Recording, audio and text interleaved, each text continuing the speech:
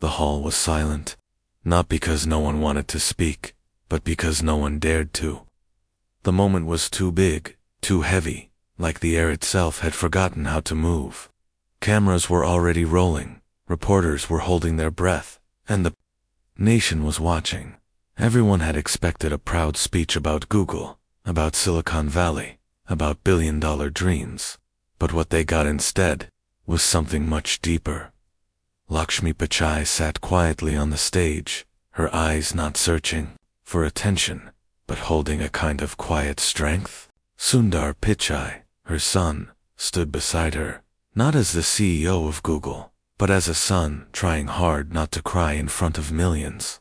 Prime Minister Narendra Modi was there too, his usual confidence slightly paused. Even he hadn't expected what was coming. It had started as a simple event, a ceremony to honor Sundar for his contribution to technology.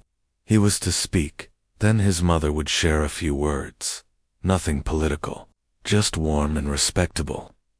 But when Lakshmi stood up and gently pushed the microphone closer, people noticed she wasn't smiling. Not because she was unhappy, but because she was remembering. "I'm not here to talk about Google," she said, her voice clear and soft. "I want to talk about struggle." For a moment, no one moved. Sundar blinked. The Prime Minister leaned forward slightly, and Lakshmi, wearing a simple sari, not even thinking about cameras, began telling a story the world had never heard. "He was just a boy when he walked 5 kilometers to school," she said. "Not because we wanted him to be strong, because we didn't have money for the bus." People in the audience shifted uncomfortably. No one had expected this. They came for success. They got survival. "I used to hide our dinner plates before neighbors came," she continued, "because we didn't have enough food for guests. And in our culture, not feeding a guest is shameful. So I told them we already ate, even when we hadn't." A soft gasp was heard from the crowd. Sundar looked down, holding back tears. These were stories even he hadn't expected her to share. Not like this. Not in front of the world. He didn't have a computer, Lakshmi said. He used to sit with books and dream. He didn't play with toys. He didn't go to movies. We couldn't afford them. His toy was his mind. His movie was hope. Someone in the front row wiped their eyes. Another leaned forward, completely locked in. The silence wasn't empty, it was respect. "When he got admission to study abroad," she said, "we borrowed money. We sold what little gold we had. We prayed. And when he left, I told him, don't become rich, become kind." The hall broke into applause for the first time, not loud, but heartfelt. Not for Google, for a mother.na, Rendra. Modi leaned back, visibly moved. He didn't speak. He just watched her, as if seeing India's story through one woman's eyes. Lakshmi wasn't done. "People say I'm lucky," she said. "They say, look, your son is famous, but I want to say something. Luck is not when something good happens. Luck is when you survive bad things without losing your heart."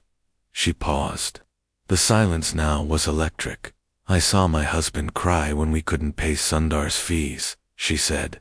"I told him, we'll sell the fan. We'll sleep warm, but we'll never stop him from dreaming." People weren't just listening now. They were remembering their own mothers, their own sacrifices, their own childhoods. "I washed clothes for others," she said, "and I smiled while doing it, because I knew one day he would do something that matters."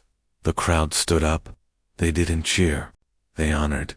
Sundar stepped closer, gently touching his mother's shoulder, not as the guest of honor, but as a child who finally realized how much his mother had carried. Not just his weight, but his future. Lakshmi turned to the Prime Minister. "You are a leader," she said. "So was my son, before the world called him that." Modi nodded, deeply. In that moment, there was no politics, just truth. Then she looked at the audience. "If your child has a dream," she said, You don't need money, you need belief. I had nothing, but I believed, and that belief became Google. A long silence followed. People wanted to clap, but it didn't feel enough. They wanted to cry, but it didn't feel fair. So they stood there, feeling something deeper than pride. They felt love, respect, understanding. And as Lakshmi sat back down, Sundar wiped his eyes. Not because he was embarrassed, but because she had finally told the truth the world needed to hear. Not about code, not about Silicon Valley, but about home. And just like that, a nation realized that behind every CEO, there is a story no algorithm can write. And behind every mother like Lakshmi, there is a mountain of struggle wrapped in silence. But today, she spoke, and the world listened. After the speech, the world did not move on. Millions shared the clip, not because it was viral, but because it was real. Schools played it in classrooms. Mothers in small villages watched it with tears. Young people sent it to their parents, and somewhere deep in a city apartment, a son who hadn't called his mother in months picked up the phone. Lakshmi Pichai had not just told her story, she had opened a door, and now, many wanted to step through it. A few days later, Sundar and Lakshmi were invited to a smaller private meeting with Narendra Modi. No cameras, no stage. Just 3 chairs, 1 table, and 3 people with very different journeys. The Prime Minister looked tired, but interested. "Lakshmi ji," he said, softly, "you reminded me of my own mother." Lakshmi smiled gently. "All mothers are the same, sir. We speak less, we do more." Modi nodded, and looked at Sundar.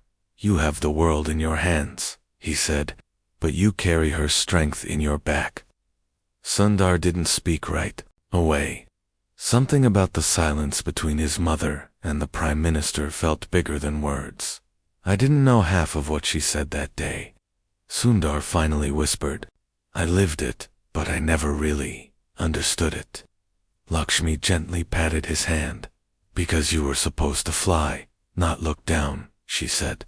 "But now that you are up there, don't forget to drop ladders." Modi's eyes narrowed thoughtfully.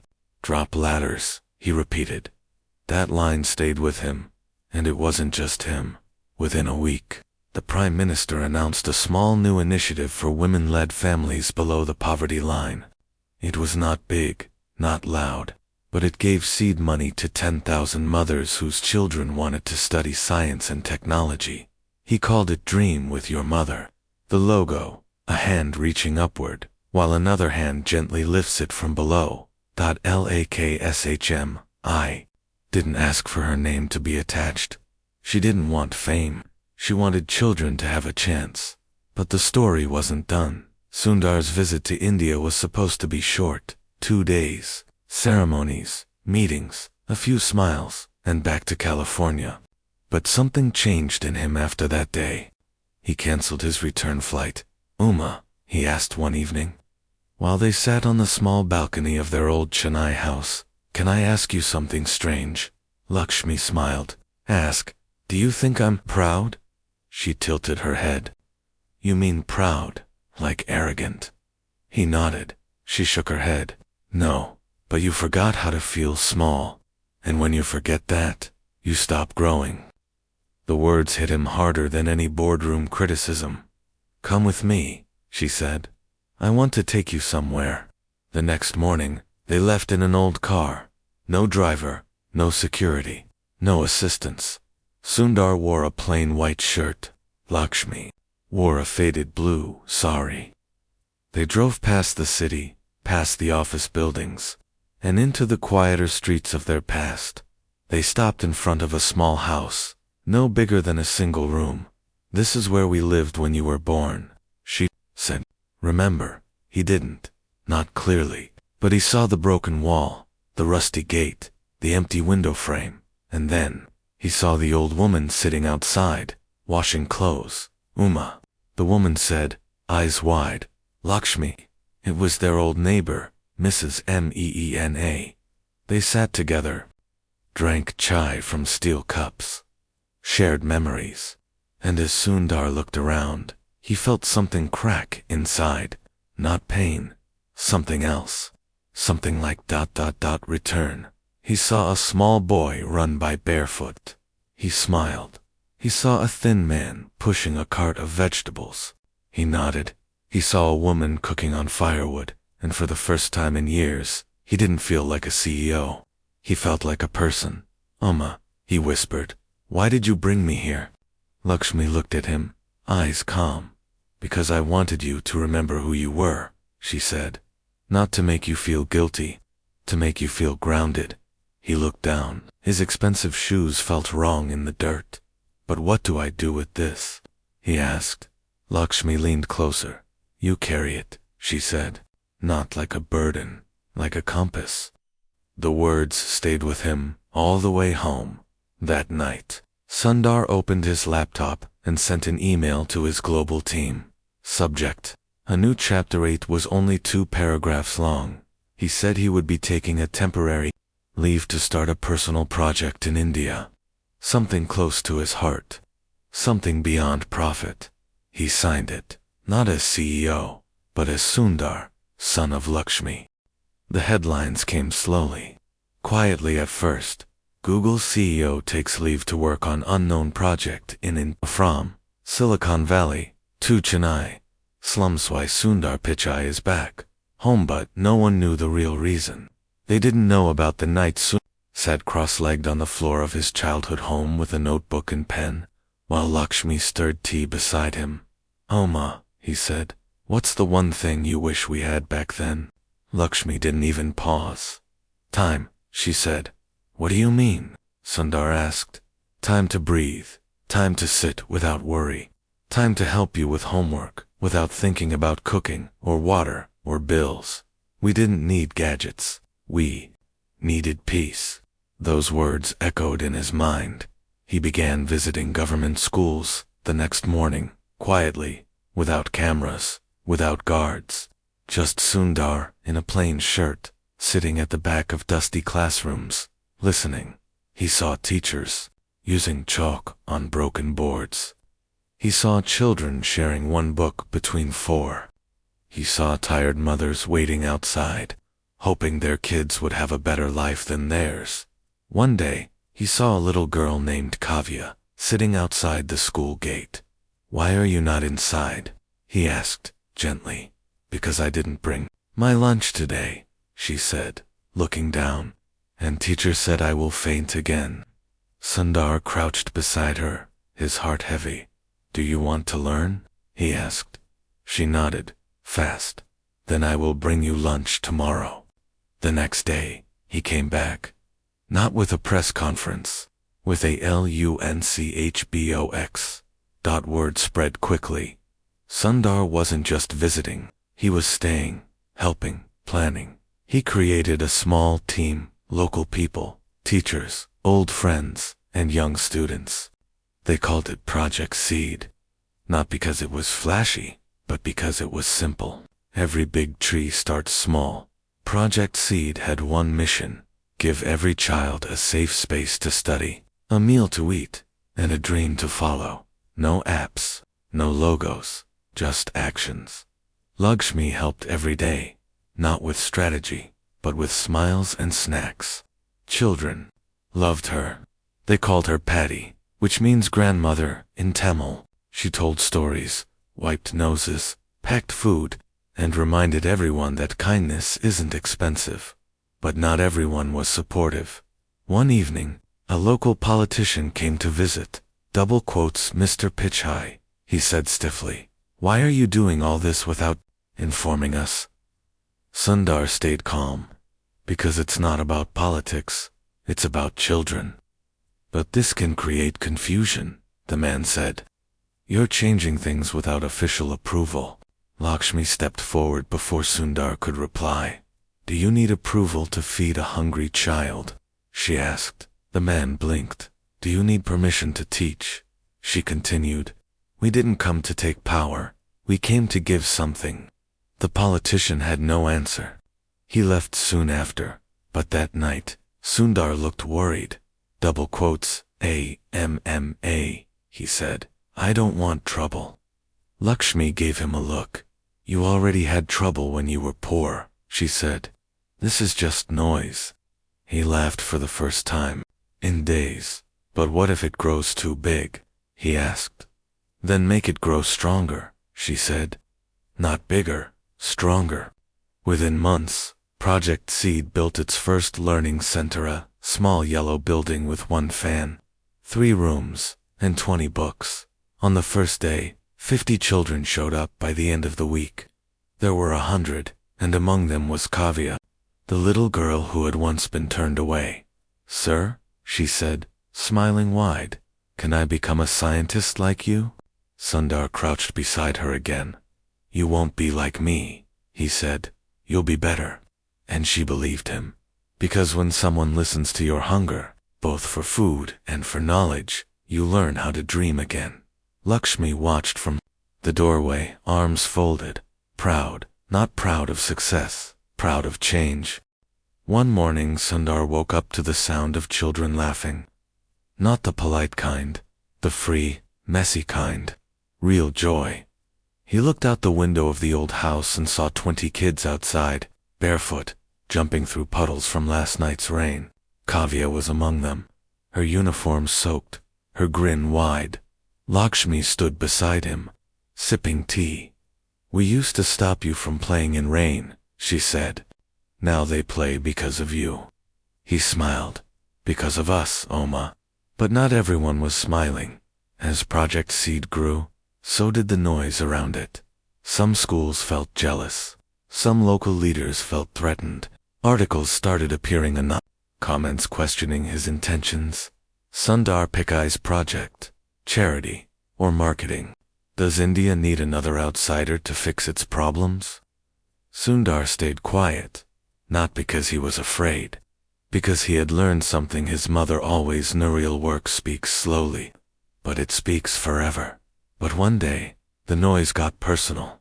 A major news channel ran a full segment attacking the project. Why is a tech billionaire suddenly trying to be a social reformer? The anchor asked. Is this about ego or politics? That night, Sundar sat on the steps outside the house, alone. The moon was high, but his heart felt low. Lakshmi joined him, slowly, carrying a warm towel for his head, just like she used to when he was a boy. Don't listen to noise, she said. But Amma, they're twisting everything, he replied. They think I'm doing this for power. Lakshmi didn't argue. She just nodded slowly. When you clean a dirty room, she said, dust will rise. Let it rise. It means the cleaning has begun. Sundar looked at her. Simple words. Heavy. Truth. The next day, something unexpected happened. A video surfaced taken by a parent who had never spoken publicly before. She stood outside the learning center, holding her daughter's hand. Before Project Seed, she said, my child was silent. Now she teaches me English at home. I don't care about politics. I care that she smiles. The video spread faster. Then the news reports. Soon, more parents posted. Kids too. One little boy wrote a song. Another girl, who had never read a book before, sent a video, reciting a poem she had memorized. The story began to change. Not because Sundar defended himself, but because others did. Narendra. Modi saw the reports. He called Lakshmi personally. Your son has created something special, he said. Lakshmi replied calmly. He didn't create it. He remembered it. Every child deserves a space to bloom.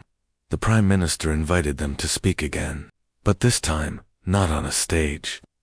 In Parliament, when Sundar stood at the podium in front of the country's leaders, he didn't wear a suit. He wore a simple kurta. His voice was calm, but clear. My mother taught me that struggle is not a weakness, he said. It's a lesson, and if you learn from it, you must teach others. He paused, looked at the rows of ministers, and said, I don't want to build another company. I want to build another chance. His words echoed through the halls, but it wasn't just speeches. Lakshmi, back home, had an idea. Sundar, she said, Why only children? What about mothers like me? He paused. What do you mean? We never got to study, or learn, or grow, she said. Give us a place to. And so, Project Seed added something new: classes, evenings where mothers came, sat on floor, mats, learned reading, writing, and even how to use mobile phones. The first day, only 5 women came. By the end of the month, there were 60, and the first message one woman typed on her new phone was, "Thank you, Lakshmi Pichai." The impact was no longer local. It was generational. Months passed. Project Seed had started as one small building. Now there were 10 across Tamil Nadu, each one painted in bright yellow, each one filled with laughter, notebooks, steaming lunches, and big dreams. Lakshmi spent most of her time in the Uma classes now. She would sit among the women, not as a teacher, but as one of them. "I am not above you," she would say.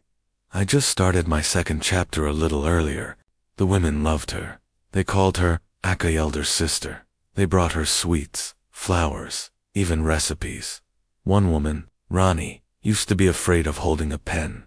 Now she wrote letters to her daughter in college. Another, Mala, once told Lakshmi, "I feel like I matter now." And Lakshmi, hearing that, cried for the first time in a long time. But while Project Seed was growing roots, another storm was building. A powerful business group had decided to start their own education program. They didn't like the attention Sundar's project was getting. They offered large donations to local leaders, promised buildings, laptops, uniforms, but there was a catch.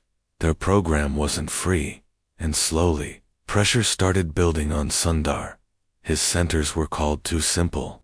His methods were called outdated. The officials stopped replying to his emails. Sundar remained quiet, but not passive. He gathered his small team one evening. "We won't fight them," he said. "We'll serve better." He remembered Lakshmi's words, "Make it stronger, not bigger." So he focused on deeper things. They started weekend science walks, field trips to rivers, hills, temples. They brought in local artists to teach music. They invited grandparents to tell stories. They gave children not just facts but wonder. And once again, the children responded. They didn't just learn. They bloomed. One girl, Jaya, built a small water filter using an old bottle and some stones. A boy named Anil fixed a broken fan at the center with just a screwdriver and patience. A shy boy, Ravi, wrote a speech and stood in front of 200 people. He ended it with the words, "This is not a school. This is my future." Lakshmi watched each moment like a gardener watching her seeds, but something else was happening behind the scenes. One evening, a woman from the fancy business group came to meet Lakshmi. She was dressed in gold, polite but firm. "We would like to offer you a position," she said. "Position?" Lakshmi asked. "You are respected. If you join us, your name will help us grow." Lakshmi smiled, but not with joy. "What about the poor children?" she asked. "We can offer discounts," the woman said. Lakshmi's voice was soft. "They don't need discounts. They need dignity." The woman looked uncomfortable. "Think about it," she said, handing over a card. Lakshmi took the card, then placed it on the fire as she boiled tea. Sundar watched from the doorway, pride glowing in his chest. "Amma," he whispered, "you teach better than any university." But just as the project reached its peak of strength, something unexpected happened. One of the centers was vandalized, books torn, windows broken, words painted on the wall, in red, "Go back. We don't want outsiders." Sundar flew to the site the next morning. The children were crying. The teachers were shaken. Lakshmi, standing in the doorway, was calm. "Don't worry," she told the kids. "Books can be torn, but dreams cannot." But that night, Sundar looked defeated. "Maybe I was wrong," he said quietly. "Maybe I don't belong here anymore." Lakshmi touched his cheek. "You didn't come back to belong," she said. "You came back to build." The next morning, They painted the wall yellow again, and in big, bold letters, the children wrote, "We are not outsiders. We are the future." The days that followed were full of both pain and power. The attack on the learning center shocked many, but instead of fear, it created fire. Children came with brooms and cleaned the classrooms. Mothers brought extra food for the teachers. Fathers, who had never visited before, came to help repair windows. What was once Sundar's project had now become theirs. When the media arrived, hoping to capture attention, they saw unity instead. A reporter asked a small boy, "Aren't you scared?" The boy looked up and said, "No, because Patty said dreams don't bleed." The clip went viral in minutes. Lakshmi became a symbol not of fame, but of faith. But fame found her anyway. A university in America sent her an honorary doctorate. A global NGO wanted to feature her in their magazine. People from across the world wrote letters to her. One said, "You changed my life, and I've never met you." Another said, "Your story made me forgive my own mother." But Lakshmi didn't let any of it change her. She still swept the floor of the learning center. Every morning she still cooked extra rice for children who came hungry. She still sat with Kavya and helped her with spelling, but her body had begun to slow. The work, the energy, the years, it was catching up. One morning she fainted in the kitchen. Sundar rushed her to the hospital, his heart pounding harder than it ever had, even during Google board meetings. The doctor said it was exhaustion and age. "She needs rest," he said. "She doesn't know how to rest," Sundar whispered. They brought her back home. For days, she stayed in bed. The centers continued. The team carried on, but something felt missing. Children visited her every evening.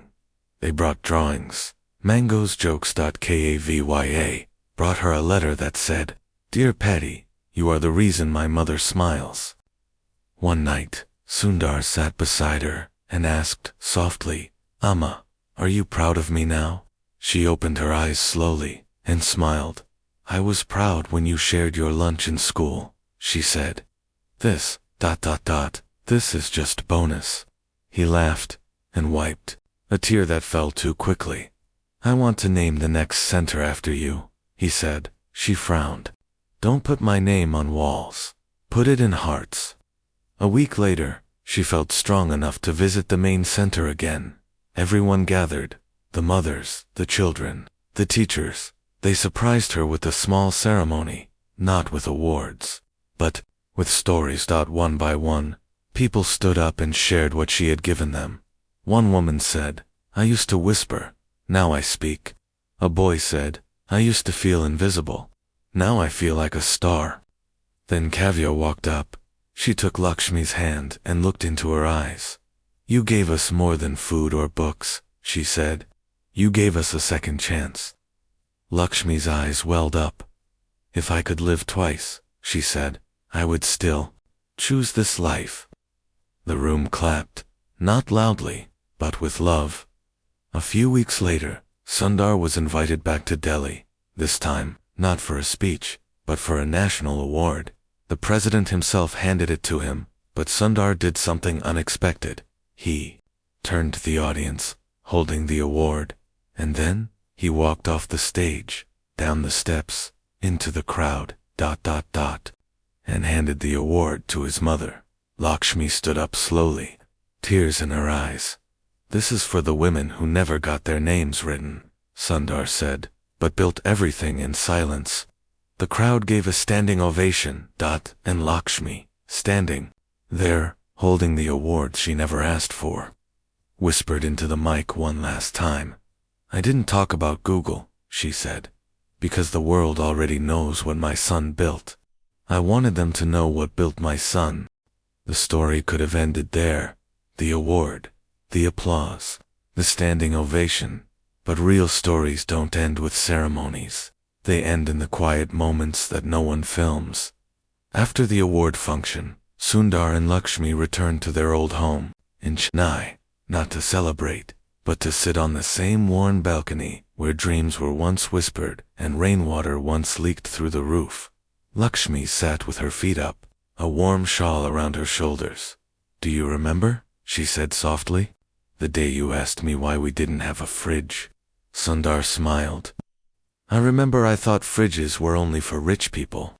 And now you build machines smarter than fridges." She laughed, coughing gently. But behind her laughter, there was something else, a stillness, as if time was quietly folding its hands and watching her.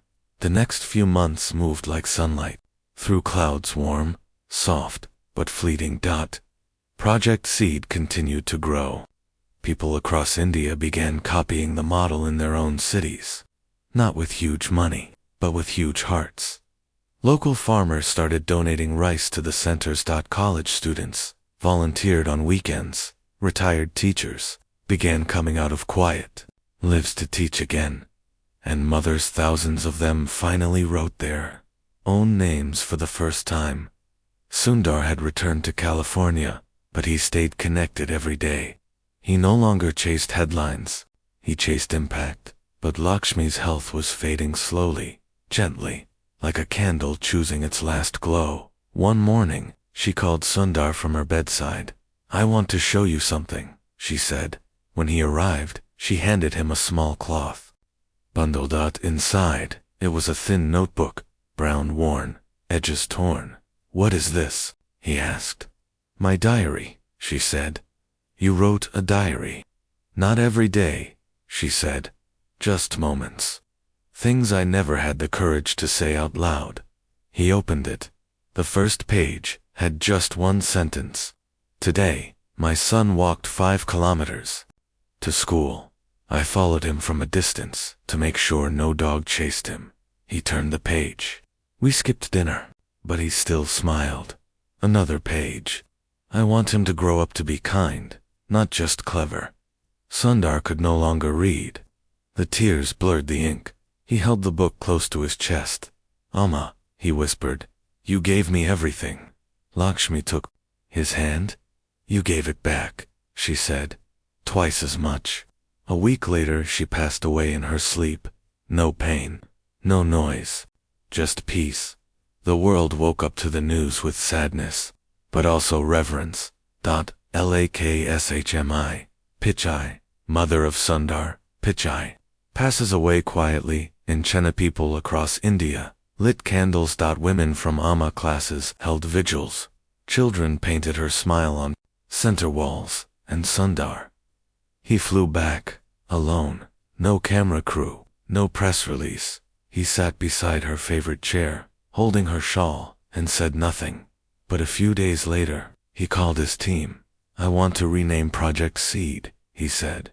They waited. "From now on," he said, "it will be called the Lakshmi Foundation." The first thing they did under the new name, they printed hundreds of copies of her diary, not for sale, but as gifts. Each book had one line printed on the first page in her handwriting. "Struggle is not your enemy. Silence is." The Lakshmi Foundation expanded beyond schools. It created women's shelters, village libraries, mobile science labs, mental health rooms in government schools, and a new scholarship, the Lakshmi Scholarship, for the quiet fighters. Years passed, and one day, a little girl from a village in Bihar stood on stage to collect her medal for topping the National Science Olympiad. When they asked her who inspired her, she didn't say a scientist. She said, "Lakshmi Pichai." And somewhere, in every classroom where a hungry child now gets food, in every center where a tired mother now learns to write her name, in every home where struggle sits quietly but no longer feels alone, Lakshmi still lives. Not in history books, in hearts. Because she didn't talk about success, she talked about struggle. And in doing so, she gave success a soul.